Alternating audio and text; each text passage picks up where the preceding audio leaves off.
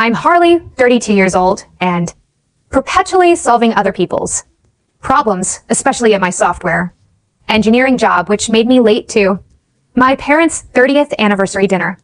When I finally arrived, everyone had finished eating. Mom slid a $1,500 bill across the table with a smile. My sister, Amanda, smirked. You're as everyone laughed. I stared at their expectant faces, tore the bill into pieces, and walked out. 3 months later, I discovered what family really means. Before I continue, where are you watching from? Hit like and subscribe if you've ever had to stand up to family that took advantage of you. Growing up as the eldest child in our household meant responsibility was thrust upon me early. I was raised in a modest, middle-class neighborhood in Seattle, where our single-story home constantly needed repairs. My father would attempt himself to save money. The sound of his toolbox opening on weekends became the soundtrack of my childhood, along with my mother's worried sighs when bills arrived. I was the first in my family to attend college, having secured a partial scholarship to Washington State for computer science. My parents were proud, but clueless about what I actually studied. My father, Robert, would tell neighbors I was doing something with computers, while my mother, Diane, would simply say I was smart with numbers. Their vague understanding of my career path would later contribute to their assumption that my success equated to unlimited financial resources. My father worked construction until a back injury in my sophomore year of college limited his abilities. He still works in the industry, but with reduced hours and constant pain he pretends doesn't bother him. My mother has worked as a part-time receptionist at a dental office for over 20 years, where the primary benefit is free dental work for the family. Money was always tight, but they managed to keep us fed and housed, if not much else. My sister Amanda is 28 and has never found her thing. She started community college 3 separate times, switching from nursing to business to education before dropping out entirely. She now works at a clothing boutique in the mall, where she gets a discount that enables her to dress far better than her income should allow. Amanda lives in a 1-bedroom apartment she can barely afford, drives a leased car that exceeds her budget, and somehow always has the latest iPhone. Then there's my younger brother Kevin, 24 and still finding himself. Kevin has attempted careers as a musician, personal trainer, bartender, and most recently social media influencer. None have panned out. He lives in my parents' basement, promising each new venture will be his breakthrough. He's charming and well-liked, which makes it hard to stay frustrated with him, but his financial irresponsibility is staggering. The pattern of my family using me as financial support began during my senior year of college, when I secured an internship that paid surprisingly well. At first, it was small requests. Dad needed help with the electricity bill during a particularly cold winter. Mom's car required unexpected repairs. Amanda needed textbooks for a semester she would later abandon. After graduation, I landed a position at a growing tech company with a starting salary that made my parents' eyes widen. The requests grew more substantial. $2,000 for Amanda's security deposit on her apartment.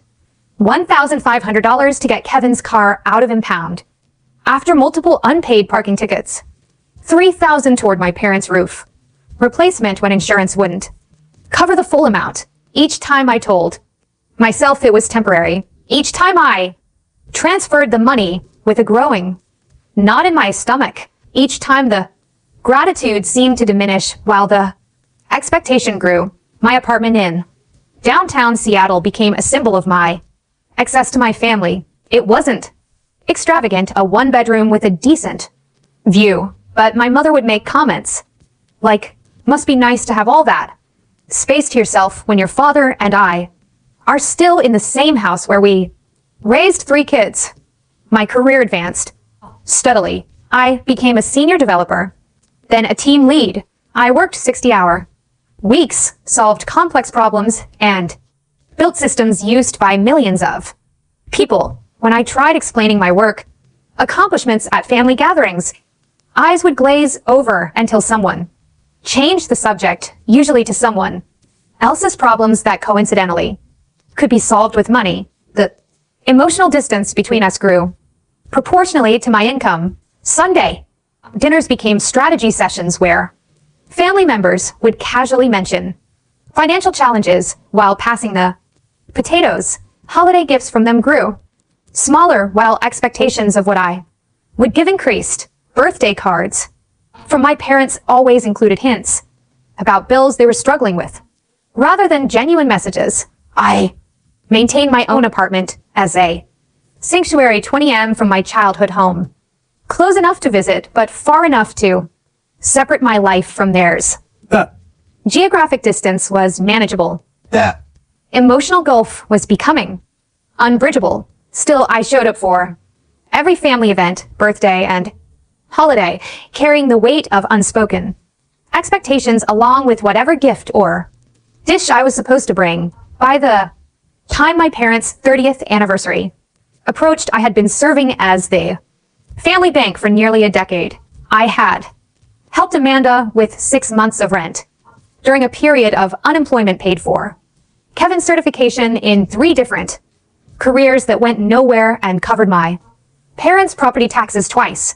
The resentment had built up like plaque in an artery, slowly, imperceptibly, until the flow of genuine connection was nearly blocked completely. Yet I still said yes when my mother called to say they wanted to celebrate their anniversary at Bellini's, the most expensive Italian restaurant in Seattle.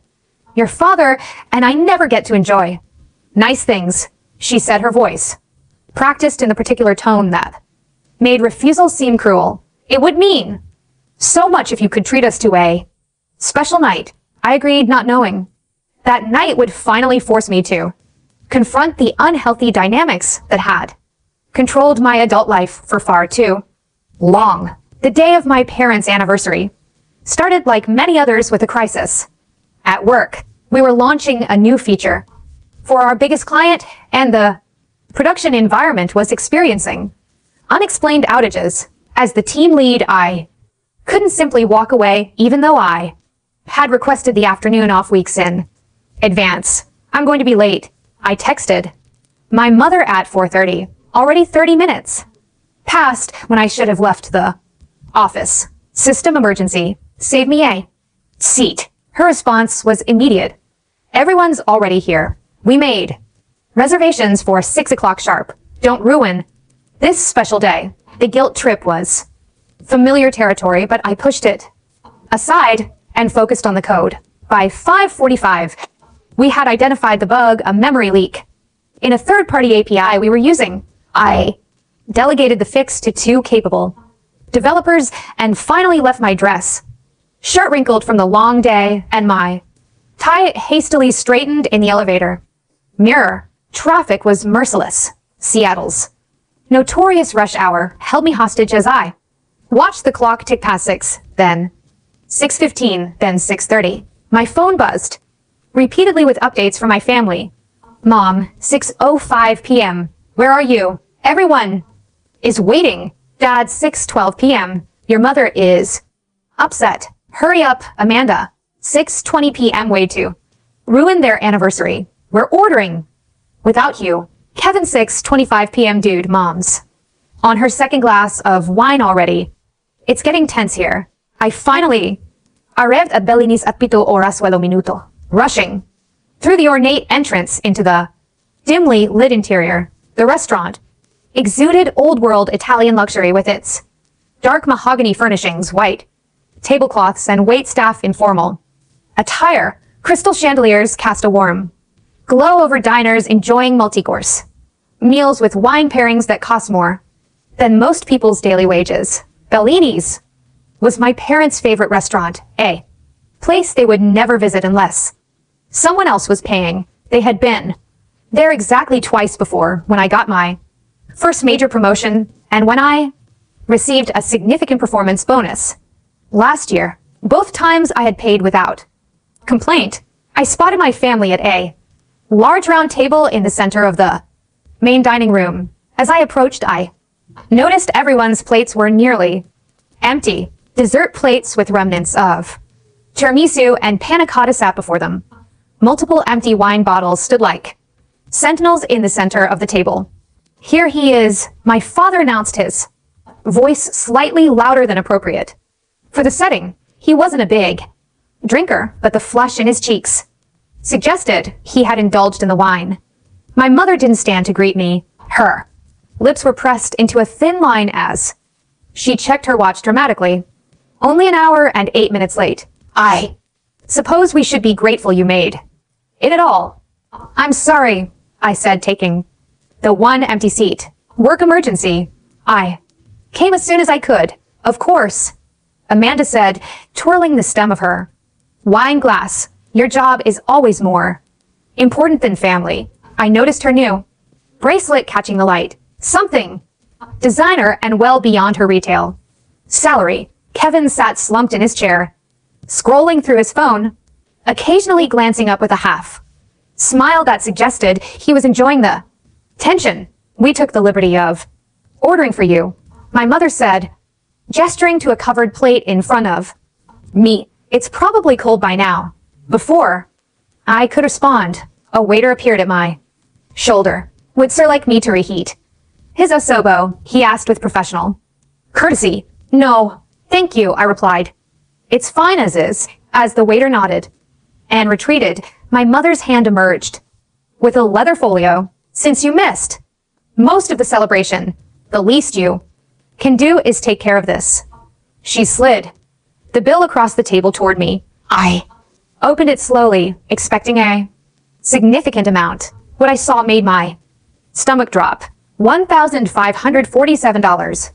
The itemized list included multiple bottles of Barolo Reserve wine at $200 each, premium antipasto platters, the most expensive entree on the menu, and every dessert option available. We decided to go all out, my father said, not quite meeting my eyes. 30th anniversary only comes once. You're always saying we should enjoy life more, my mother added, as if she was doing me a favor by spending my money. I sat in stunned silence, processing not just the amount, but the entitlement behind it. They hadn't even waited for me before ordering the most expensive items possible, knowing I wouldn't be there to object. It was a calculated move. "What's wrong?" Amanda asked with false concern. "That's nothing for you, right? Probably what you spend on your fancy coffee each month." "Yeah, bro." Kevin chimed in. "Spread the wealth a little. After all," Amanda continued, her voice taking on the mocking tone she'd perfected since childhood. "You're our item." Everyone laughed. My mother's tight smile relaxed as she joined in. My father's uncomfortable chuckle. Kevin's outright gow. Even my aunt and uncle, who had been quiet during my arrival, snickered along with the joke. At my expense, the waiter stood awkwardly nearby, witnessing this family dynamic with professional detachment, but unmistakable discomfort. In that moment, something crystallized in me. Years of resentment, of biting my tongue, of writing checks to solve problems that weren't mine. It all converged into perfect clarity. I wasn't helping my family. I was enabling a toxic pattern that was destroying our relationship and preventing them from taking responsibility for their own lives. I looked at the bill again, then at each family member's face. No one seemed concerned about my feelings. No one had even asked about the work emergency that had made me late. I was just the wallet at the table with deliberate calmness.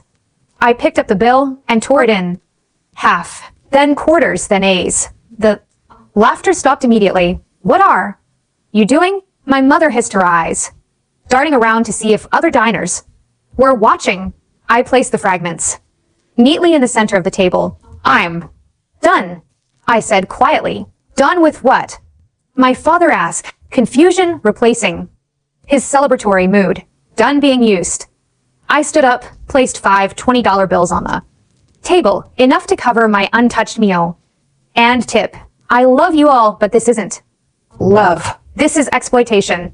I won't be participating anymore. You can't be serious, my mother, said her voice, rising. After everything we've done for you, Harley, sit down, my father said. Sternly, you're making a scene. Amanda's face had transformed from mocking to furious. So what? You're too good for us. Now, just because you make a little money. Kevin just stared at his phone, forgotten in his hand. I'm not too good for anyone, I replied, keeping my voice steady. But I'm worth more than being your personal bank. You didn't even wait for me before spending my money without asking. That says everything. I turned and walked toward the exit, my heart pounding, but my stride purposeful. Behind me, I heard my mother's indignant protests, my father calling my name, and Amanda's cutting remark. Just wait until he needs something from us. The cool evening air hit my face as I pushed through the restaurant doors. I made it to my car before the adrenaline began to fade, leaving me shaking slightly as I gripped the steering wheel. The drive home was a blur of streetlights and racing thoughts. My phone buzzed repeatedly in my pocket, but I ignored it. For the first time in years, I felt simultaneously terrible and liberated. The weight of expected financial support had been lifted, but in its place was the sick feeling that I might have just lost my family entirely. When I finally reached my apartment, I turned my phone off completely and sat in darkness on my balcony, watching the Seattle skyline and wondering if I had done the right thing or made the biggest mistake of my life. The morning after the restaurant incident, I woke to 37 missed calls, 22 text messages, and 15 emails from various family members.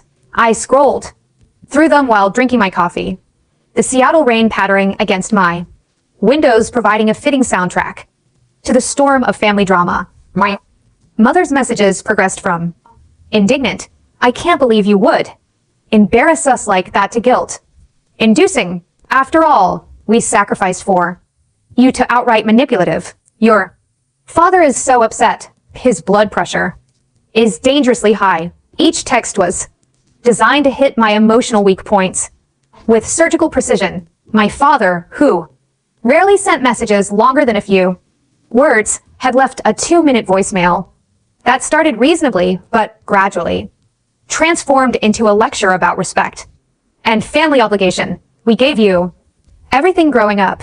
His voice cracked slightly. We went without so you could have opportunities. And this is how you repay us, by humiliating your mother on our anniversary. Amanda had taken a different approach. Her Instagram story featured a vague post about toxic family members who think they're better than everyone else once they get a little success. She hadn't named me, but the timing made it obvious who she meant.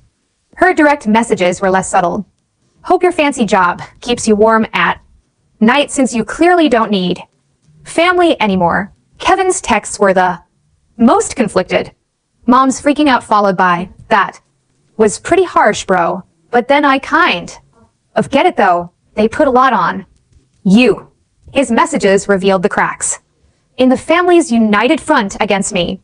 Then came the extended family involvement. My Aunt Judith, my mother's sister, called to talk some sense into me. Family supports each other, Harley, she lectured. Your parents won't be around forever. Is this how you want to remember treating them? My Uncle Stephen sent an email with the subject line "man up" that contained a lengthy diatribe about generational responsibility and how in my day we respected our parents. No matter what, the collective message was clear. I was in the wrong. I was selfish. I was abandoning my family when they needed me. Not once did anyone acknowledge that the $1,500 dinner without my consent might have been inappropriate. After reading everything, I made a decision that surprised even me. I would not respond immediately. Instead, I set my phone to do not disturb, allowing only work calls to come through, and focused on the software release that had been interrupted by the anniversary dinner. Work became my sanctuary. I threw myself into coding, testing, and documentation with an intensity that impressed even my productivity-obsessed manager. Whatever's driving you, Harley, keep it up, she said after I fixed a particularly troublesome bug that had plagued the team for weeks. The only person outside work I communicated with was my best friend, Tyler. We had been friends since college, but our relationship had become more distant as my family obligations consumed more of my time and energy. When I finally called him a week after the restaurant incident, his immediate response wasn't what I expected. Honestly, I'm proud of you, Tyler said when I finished recounting what had happened. I've watched them take advantage of you for years, man. You have. I was genuinely surprised. Everyone has. Remember when you couldn't come on that hiking trip to Mount Rainier because your sister needed money for rent? Or when you had to cancel our tickets to the Seahawks game because your parents suddenly needed a new water heater? You've been canceling your life to fund theirs for as long as I've known you. It was the first time I had told someone the full extent of the financial manipulation, and hearing Tyler's perspective was like having a fog lifted. What I had normalized over years wasn't normal at all. Last Christmas, I recalled slowly, I spent $3,000 on gifts for my family. Know what? I got a $20 gift card to Starbucks from my parents. Nothing from Kevin and a used book from Amanda that still had a library sticker on it. Tyler's laugh held no humor, and you thought that was okay because they don't have what I have. I answered automatically, then paused as I heard the conditioning in my own voice. At least that's what they always told me. That conversation sparked a painful re-examination of my family relationships. I began keeping a journal of financial requests over the years, documenting the patterns of manipulation. There was always an emergency, always a reason why this request was different from the last one. Always the implication that saying no meant I didn't truly love them. 2 weeks after the restaurant incident, my mother attempted reconciliation. Her text message started with something resembling an apology. We may have overstepped with the anniversary dinner, but it quickly pivoted. Your father needs dental work that insurance won't cover. $2,000. I wouldn't ask if it wasn't important. For the first time, I replied with a simple I'm sorry, but I can't help with that. No explanation, no justification, no opening for negotiation. Her response was immediate and explosive. I never thought my own son would turn his back on his father's health. I guess money has changed you after all. I didn't take the bait. Instead, I blocked her number for 72 hours to give myself space to process without additional guilt trips. When I unblocked her, there were no new messages. The silence was both a relief and unsettling. 3 days later, the escalation reached a new level. I was in a meeting with my development team when my assistant buzzed to say my family was in the lobby. All of them, mother, father, sister, and brother, had shown up at my workplace unannounced. Tell them I'm in a meeting and can't be disturbed, I instructed, my heart racing. 5 minutes later, raised voices could be heard from the reception area. My mother was demanding to see me, insisting it was a family emergency. My assistant, looking uncomfortable, slipped into the conference room. I'm sorry, Harley, but your mother is causing a scene. Security is asking if they should escort them out. The meeting had stopped entirely. All eyes on me. These were colleagues who respected me professionally, but knew nothing about my personal life. Now my family drama was spilling into my career sanctuary. I'll handle it, I said, excusing myself from the meeting. In the lobby, my mother stood with her arms crossed, my father looking embarrassed beside her. Amanda was filming with her phone, presumably for social media ammunition, while Kevin hung back, clearly wishing he were anywhere else. What are you doing here? I asked quietly, aware of the receptionist and security guard. Watching intently, you left us no choice, my mother said loudly. You won't answer calls. You won't help your own father get necessary medical care. What kind of son does that? This is not the place, I said firmly. I'm at work. Oh, your precious job, Amanda interjected. More important than family, right? Several coworkers had stopped in the hallway pretending to look at their phones while obviously listening. Either we talk privately in a conference room, or I'm going to have security escort you out. I said, my professional reputation hanging by a thread. They followed me to a small meeting room where the true purpose of their visit became clear. There was no dental emergency. They had come with a typed repayment plan for me to sign outlining my family financial obligations, including monthly stipends. For my parents and siblings, this is a joke, right? I asked, scanning the document that effectively made me responsible for supporting 4 adults indefinitely. This is what family does. My mother insisted. We're just formalizing what you should be doing. Anyway, the audacity was breathtaking. In my workplace during business hours, they had staged this intervention to regain financial control over me. The answer is no, I said, sliding the paper back across the table. And if you ever come to my workplace again, I will get a restraining order. The threat, the first time I had ever taken such a hard stance, shocked them into momentary silence. You don't mean that? My father finally said, his voice small. I do, I replied, standing up. I love you all, but this behavior has to stop.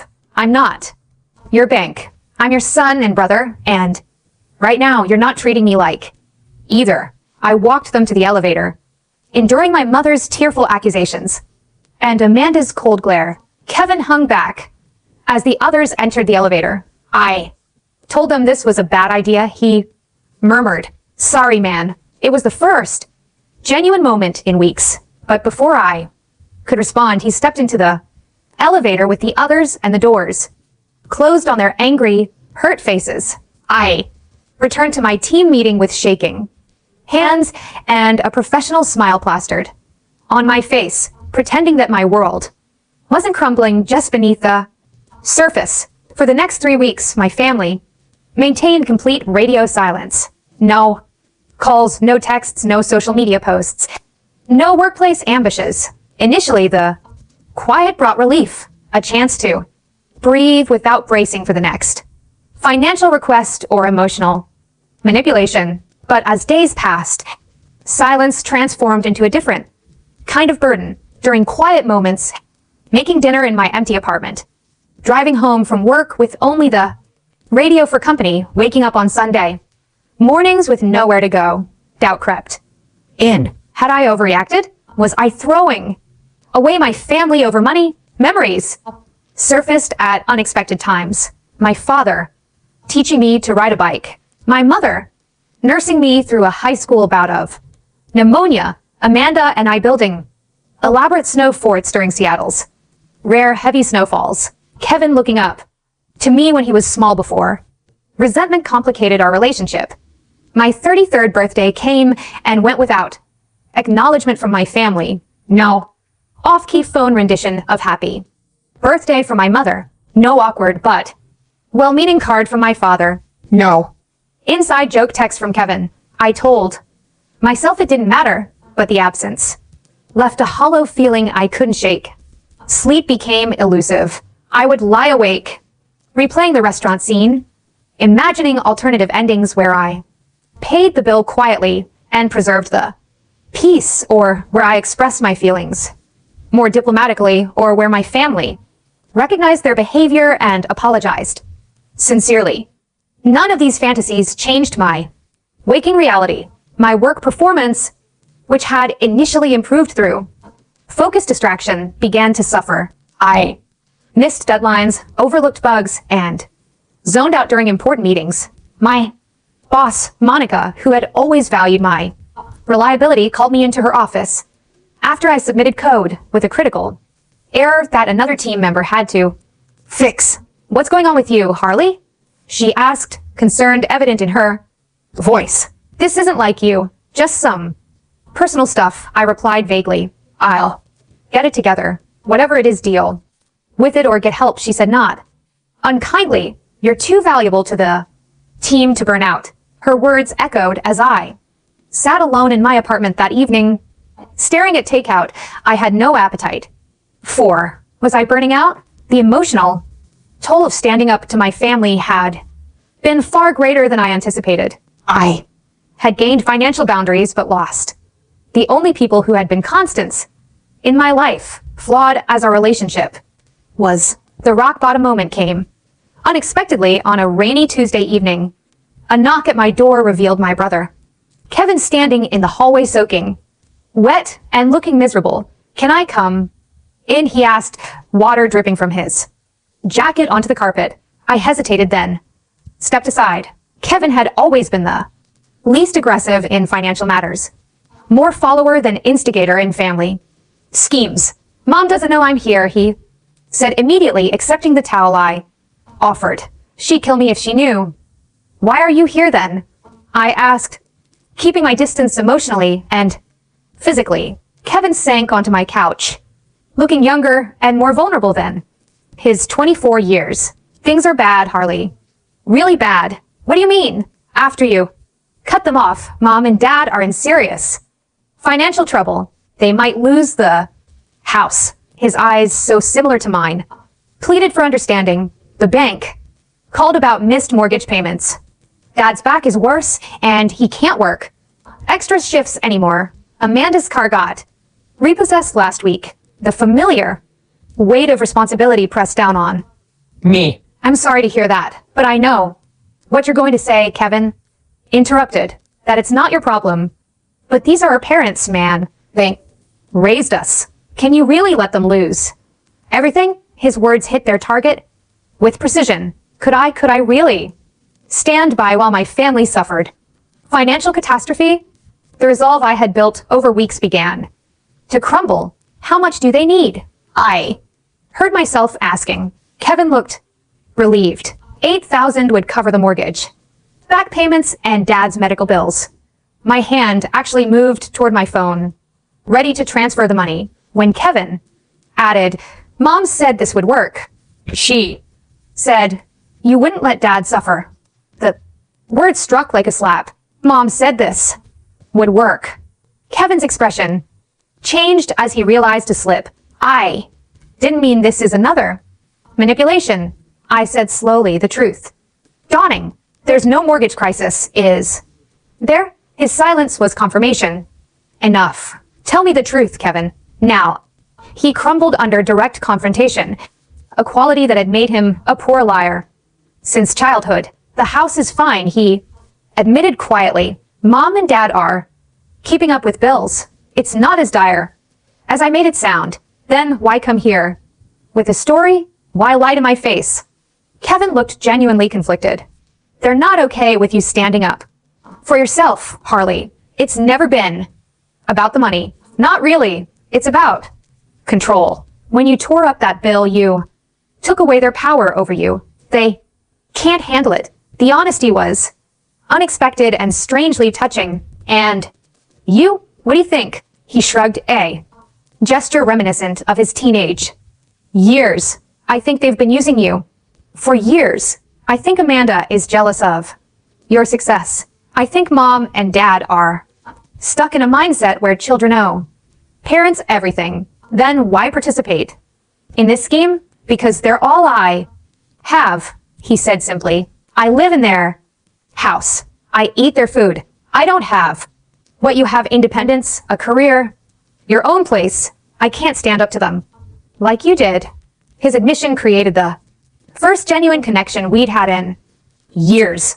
I get that, I said. But Kevin, don't you see that they're keeping you dependent? As long as you live there and go along with how they treat me, you'll never build your own life. Maybe, he acknowledged. Sometimes I envy you.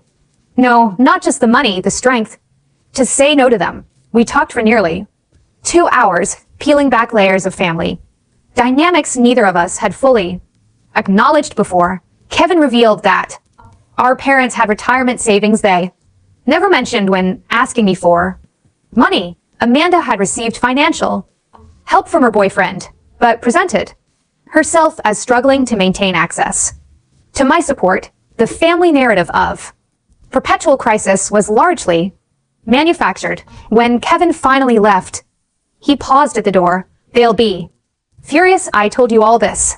I should probably start looking for my own place. You could stay here until you find something, I offered, surprising myself. He shook his head. I need to do this on my own. Like you said, independence. A faint smile. But thanks, big brother. After he left, the weight of everything hit me at once. I had been manipulated my entire adult life by the people who should have been most honest with me. The realization that even Kevin's visit had started as part of a scheme broke something inside me. I sank to the floor of my living room and did something I hadn't done since my grandfather's funeral when I was 16. I sobbed. Uncontrollable body-shaking sobs that released years of suppressed hurt, anger, and betrayal. I cried for the relationship I wished I had with my family, for the money I had given at the expense of my own dreams, for the boundaries I had failed to establish for so long. That night alone in my apartment, I hit emotional rock bottom. I had stood up to my family, but lost them in the process. I had gained clarity, but felt more confused than ever about how to move forward.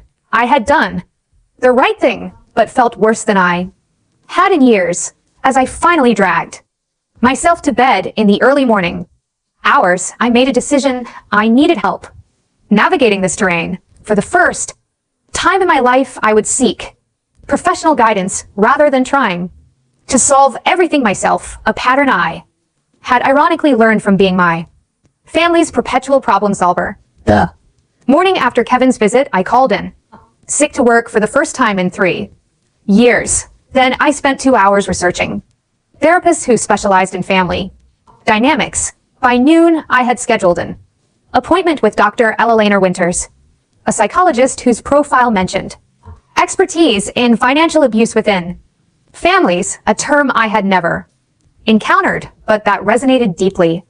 3 days later, I sat in Dr. Winters' comfortably appointed office, nervously recounting the anniversary dinner incident and its aftermath.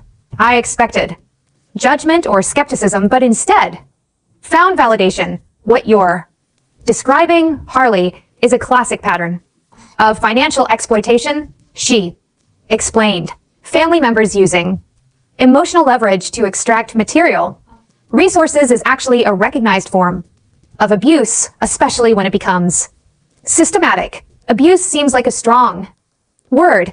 I replied uncomfortably. They're not bad people. Abuse describes behaviors, not character, she clarified.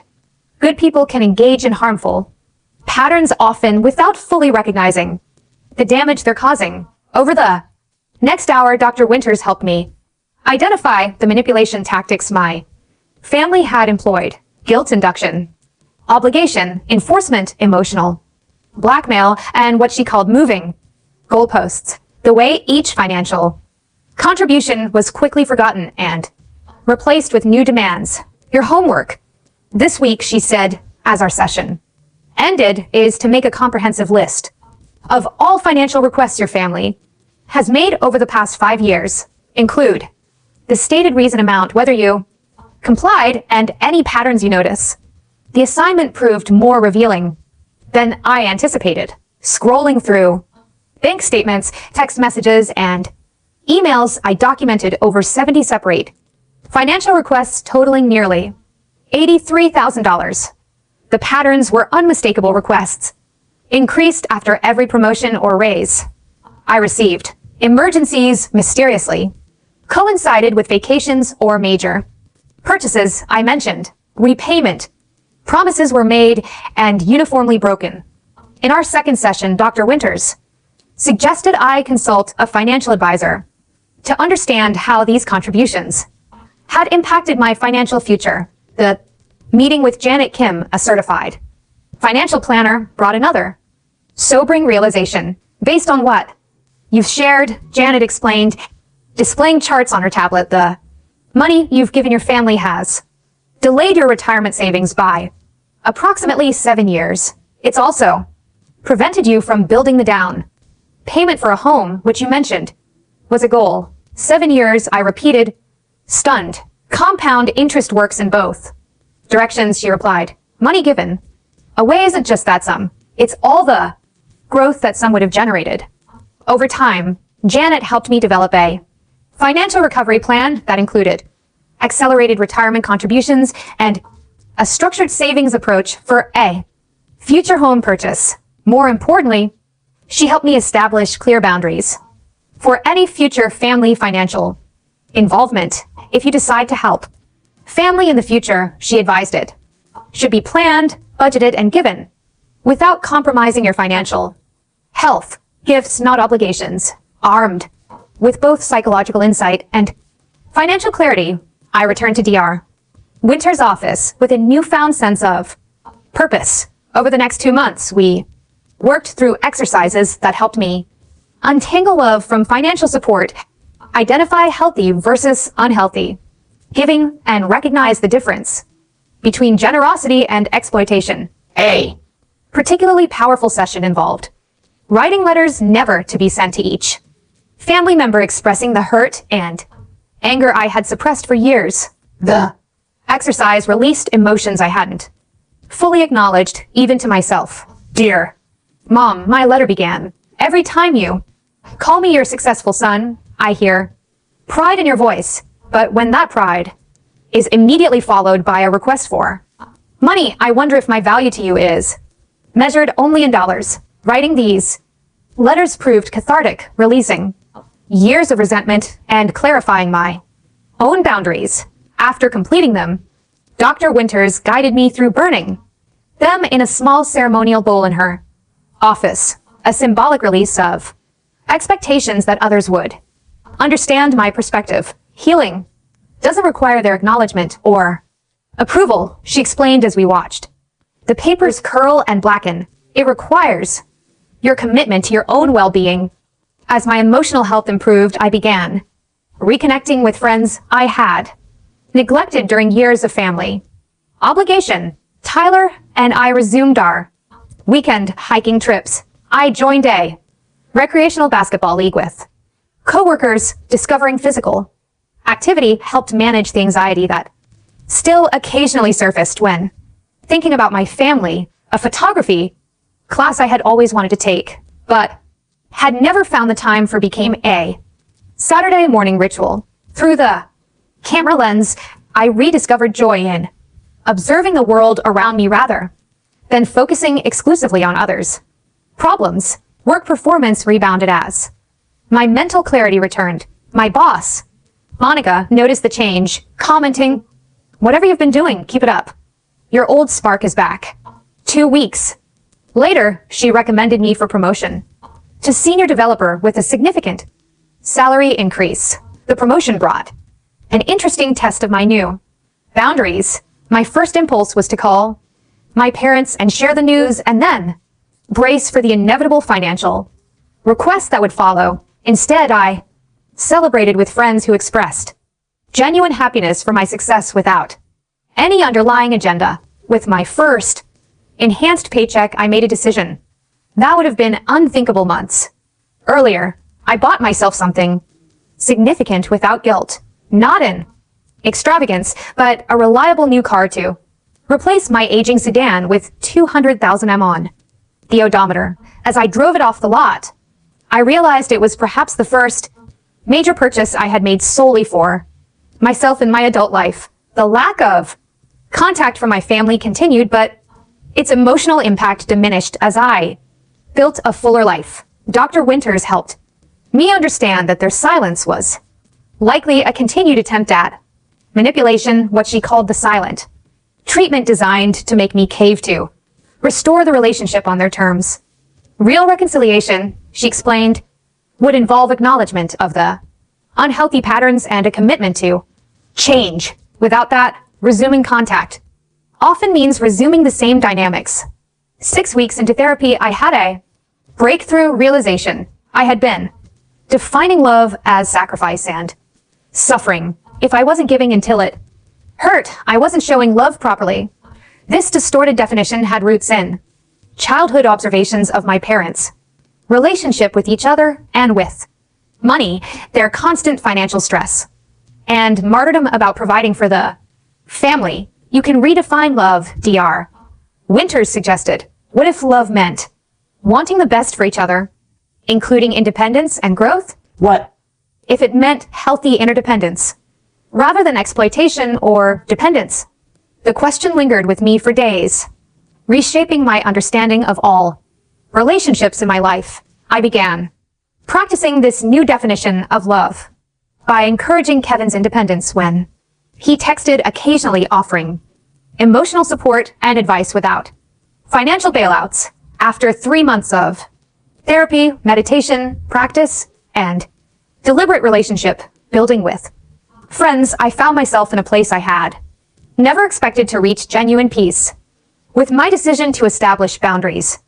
With my family, the guilt had largely subsided, replaced by an understanding that true love sometimes requires difficult stands. You've done remarkable work, Dr. Winters noted in what would be one of our final regular sessions. How are you feeling about the possibility of eventual contact with your family? I'm open to it, I replied, honestly, but on new terms. I can't go back to being their A-team.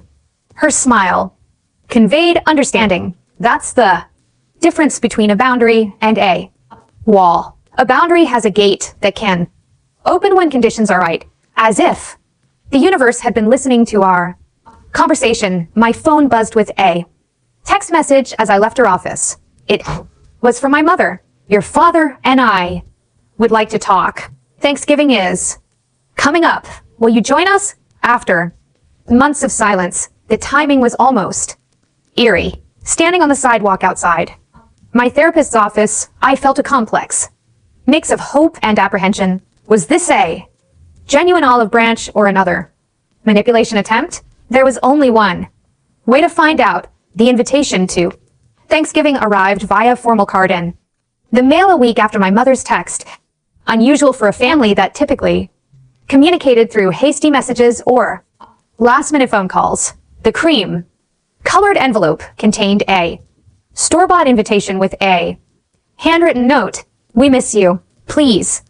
Come. Love, Mom and Dad. The formality suggested effort, perhaps even a recognition of the significance of this potential reconnection. Still, I approached it with cautious optimism rather than naive hope. What are your thoughts about attending Dr. Winters asked during our session that week. Part of me wants to go, I admitted. There's still my family, but another part is afraid of walking straight back into the same dynamics. What would make it feel safer to attend? I considered the question carefully. Clear boundaries established beforehand. A plan for how to respond if those boundaries are crossed. Maybe meeting on neutral ground first, before the actual holiday. She nodded approvingly. Those are excellent protective measures. Remember, reconciliation doesn't mean returning to the way things were. It means creating a new relationship with healthier patterns. Armed with this framework, I called my mother 3 days before Thanksgiving. The conversation began awkwardly with surface-level pleasantries that carefully avoided the months of silence and conflict. Before I commit to Thanksgiving, I finally said, steering us to the necessary discussion, I need to be clear about something. I'm happy to come and reconnect, but there can be no discussion of money. If that boundary is crossed, I'll leave. Immediately, my mother's paws stretched. So long I wondered if the call had dropped. Is that really necessary? She finally asked, her voice tight. Yes, I replied simply. It's necessary for me. Another long pause. Fine, she conceded. No money talk on Thanksgiving. Thank you, I said, genuinely appreciative of her agreement, however reluctant. I'll be there at 2 o'clock. Thanksgiving morning dawned cold and clear in Seattle. I spent the morning preparing the dish I had promised to bring: roasted Brussels sprouts with bacon and maple glaze, a recipe I had perfected during my months of rediscovering cooking as a hobby rather than a chore as I drove the familiar route to my parents' house. Memories surfaced with each landmark.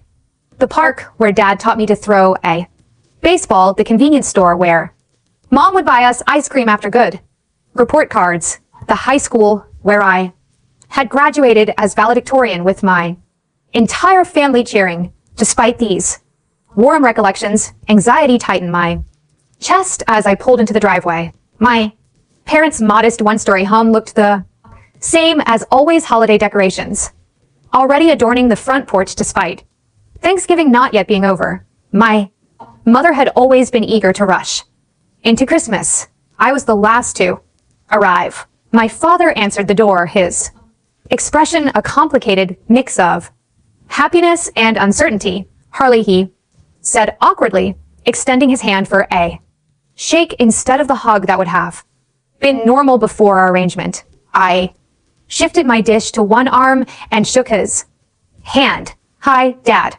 Happy Thanksgiving. Inside, the house smelled of roasting turkey and my mother's signature sage stuffing. Amanda sat on the couch with her boyfriend Dave, whom I had met only once before. She offered a curt nod, but no verbal greeting. Kevin stood by the fireplace and gave me a subtle thumbs up of encouragement. My mother emerged from the kitchen, wiping her hands on her apron. You're here, she said, as if confirming a fact she had doubted. There was no hug, but her eyes lingered on me with what seemed like genuine emotion. I brought Brussels sprouts, I said, holding up my dish. You know your Uncle Stephen hates those, she replied automatically, then caught herself. But thank you for bringing something. The awkward tension was mercifully interrupted by the arrival of my grandparents, followed quickly by my Aunt Judith, Uncle Stephen, and their two teenage children. The house filled with the buffer of extended family, diluting the intensity of immediate family dynamics. Dinner itself was a carefully choreographed dance of polite conversation, whether recent movies, my cousins, college applications, all safe topics that required no emotional vulnerability. My father made several attempts at normal interaction, asking about my work projects in a way that suggested genuine interest rather than financial calculation. The new system we're developing will help emergency response teams coordinate during natural disasters. I explained, surprised to find him asking follow-up questions rather than glazing over as he typically did during tech discussions. That sounds important, he said. You always were good at solving problems. The comment hung between us, loaded with unspoken meaning. I had indeed been the family problem solver, especially financial problems, for too long. As the meal progressed, I began to relax marginally. The boundary agreement seemed to be holding. No one had mentioned money, loans, bills, or financial struggles. Maybe this was progress. Then came dessert. As my mother served pumpkin pie with whipped cream, she casually mentioned, we're thinking of getting a new artificial Christmas tree this year. The old one is shedding like crazy. The good ones are expensive. Amanda added a familiar leading tone in her voice, like $300 for one that doesn't look cheap. Christmas shopping in general is so stressful, my mother continued, especially on a tight budget. I felt the familiar pressure, building the subtle hints that had previously been my cue to offer financial assistance. My fork paused halfway to my mouth. Speaking of expensive things, Amanda said, turning to me with a smile that didn't reach her eyes. That's a nice new car in the driveway. Must be nice to afford such luxury items. And there it was, the boundary crossed through implication rather than direct request. It's a Mazda, not a Mercedes, I replied evenly. Reliable transportation. Still, she persisted. Must have cost, what, $35,000? That's more than I make in a year. The table had gone quiet, all eyes moving between Amanda and me. My mother watched with poorly concealed anticipation while my father studied his pie with sudden intense interest. I placed my fork down Carefully, we agreed no money. Discussions today. I'm not discussing money, Amanda protested.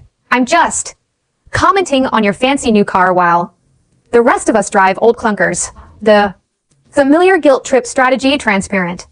Now that I had learned to recognize it, I pushed my chair back slightly, preparing to stand and leave as I had promised I would if boundaries were violated. Amanda, that's enough, came in unexpected voice from the end of the table. My grandfather, my mother's father, spoke with quiet authority. At 82, he rarely inserted himself into family conflicts. All heads turned toward him in surprise. I've sat by 4 years, watching how you all treat Harley, he continued, his weathered hands folded calmly on the table. I've never said anything because it wasn't my place, but I can't stay silent anymore. Dad, my mother began. You don't understand. I understand perfectly. He interrupted gently. I see history repeating itself. Your Aunt Mildred did the same thing to me for decades.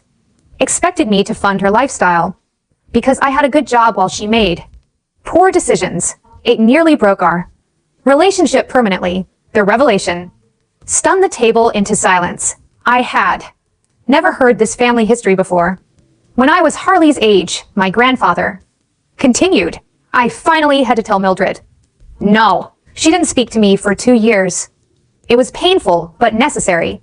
Eventually, she learned to stand on her own feet, and our relationship became healthier than ever. My mother's face flushed red. This is completely different. Is it my grandfather? Asked. You raised a hardworking, successful son. Instead of celebrating his achievements, you treat him like a personal bank. I've watched him give and give while getting very little appreciation in return. The uncomfortable truth hung in the air. Amanda's boyfriend stared at his plate, clearly wishing to be anywhere else. My cousins exchanged wide-eyed glances. We've sacrificed everything for our children, my mother said, voice rising. Defensively, as parents should, my grandfather agreed without expectation of repayment. That's what love is. His words echoed what Dr. Winters had been helping me understand. Love without strings attached. Support without exploitation.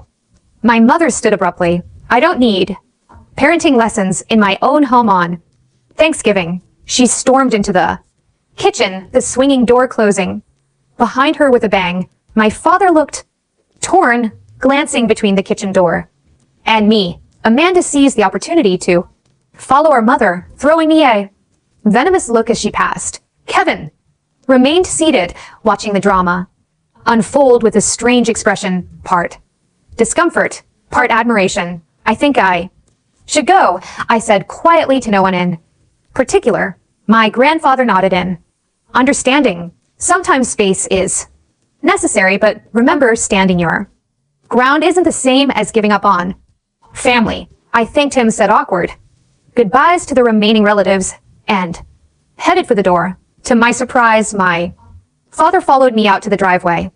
Harley, wait, he called as I reached my car. I turned keys in hand, bracing for whatever guilt trip or justification might follow. Instead, my father did something I couldn't remember him doing since I was a child. He apologized. I'm sorry, he said, simply, hand shoved in his pockets like a schoolboy. Your grandfather is right. We've taken advantage of your success instead of just being proud of you. The unexpected accountability left me momentarily speechless.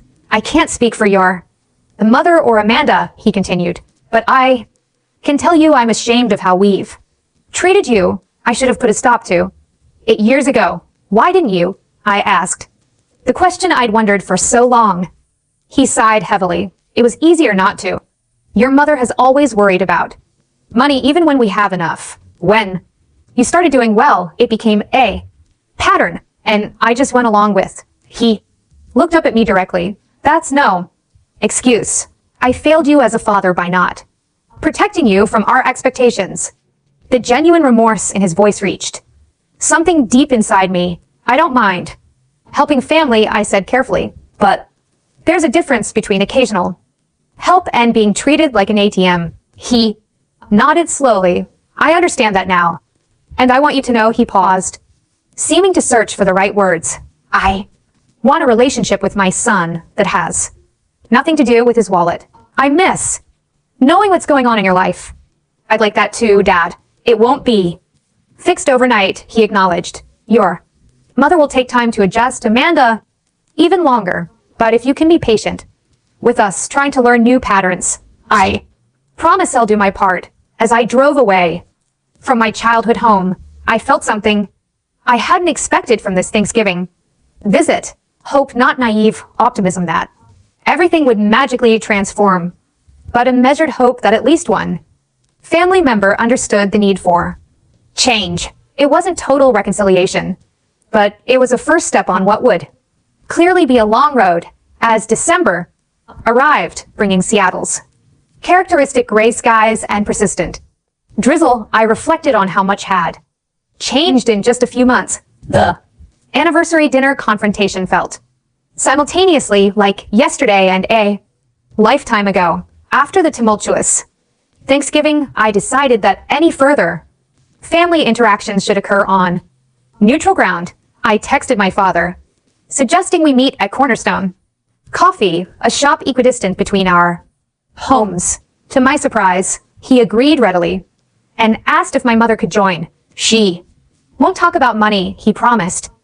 I've made that clear to her. The coffee shop meeting 3 days before Christmas was awkward but civil. My mother was subdued, lacking her usual domineering energy. My father carried most of the conversation, asking genuine questions about my work and life. For perhaps the first time in our adult relationship, we had a conversation that involved no financial undertones or subtle hints. As we were preparing to leave, my mother finally spoke directly to me. Your father says I need to respect your boundaries. She said, the words sounding rehearsed but sincere. I'm trying to understand that. It's difficult for me to change how I think about things. It wasn't an apology, but it was an acknowledgement, a small crack in the wall of denial that had characterized her response to my boundary setting. I appreciate that, Mom, I replied. Change is hard for all of us. We parted with tentative plans to speak again after the holidays.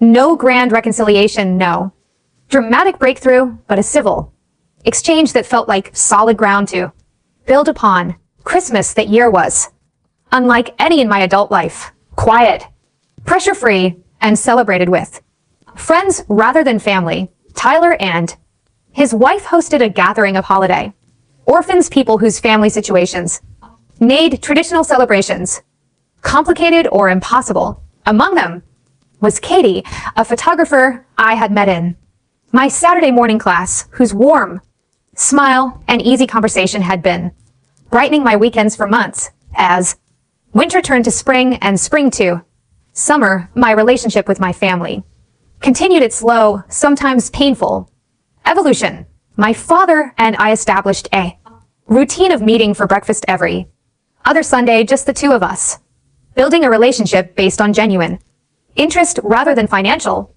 obligation. He never asked for money, though he occasionally shared concerns about retirement or home repairs in a normal conversational way. My mother remained more distant, struggling to adapt to the new dynamic. There were setbacks, passive-aggressive comments at Easter dinner, appointed Mother's Day card mentioning all she had sacrificed for her children, but also small victories like her genuine excitement when I was promoted to development team leader without a single mention of my increased salary. Amanda maintained her resentment the longest. At a family barbecue in July, however, she made a surprising confession after everyone else had gone inside.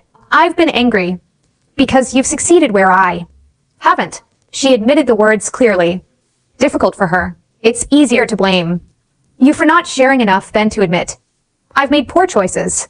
The honesty was unexpected and touching. It's never too late to make different choices, I told her. I've enrolled in community college. Again, she revealed. Business. Administration. For real this time, Kevin made the most dramatic changes, taking inspiration from my boundary setting. He had moved out of our parents' house in February, found a steady job at a tech support company, and begun taking coding classes. At night, we met regularly for dinner, our relationship evolving into a genuine friendship rather than the strained hierarchy of our earlier years. You breaking the pattern gave me permission to change too, he explained over burgers one evening. I watched how they treated you and realized I didn't want that for myself. By the anniversary of the restaurant incident, my parents' 31st anniversary, our family dynamic had transformed, not perfectly, not completely, but significantly. My parents celebrated quietly at home, this time sending me a simple text with a photo of them toasting with wine glasses at their kitchen table. No invitation, no expectations, just sharing a moment. The most profound changes, however, were within me. Financial freedom brought a clarity I had never experienced before.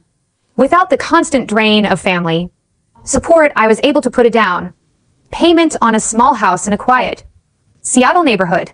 My relationship with Katie deepened into something serious and nurturing. My career flourished as my emotional energy was redirected from family crisis management to creative problem solving. That Thanksgiving, 1 year after the tense confrontational holiday that had marked a turning point, was the first family gathering that felt genuinely healthy, hosted at my new home with clear expectations established beforehand. It passed without a single reference to financial matters. When Amanda admired a new piece of furniture, it was just admiration, not a hint. When Kevin mentioned struggling with his car insurance rate, he immediately followed with, "But I've been researching better options," not a request for assistance.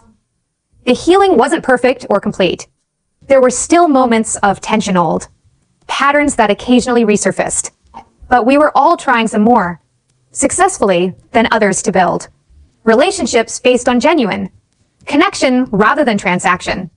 Through therapy, reflection, and difficult conversations, I had learned lessons that transformed not just my family relationships, but my entire approach to life. The most painful boundaries are often the most necessary ones. Standing up to family was the hardest thing I had ever done, but also the most essential for my well-being and ultimately for healthier family relationships. True generosity comes from choice, not obligation. Now, when I help family, which I occasionally still do, it comes from a place of free choice rather than manipulation, making it genuine giving rather than extraction.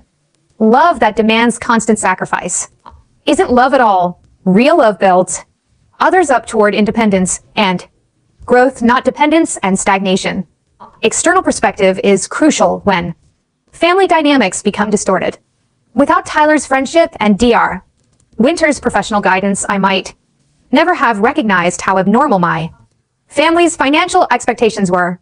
Financial abuse is real and often unrecognized. Money can be a tool of control and manipulation just as powerful as emotional or physical means, particularly within families where cultural expectations of support create fertile ground for exploitation.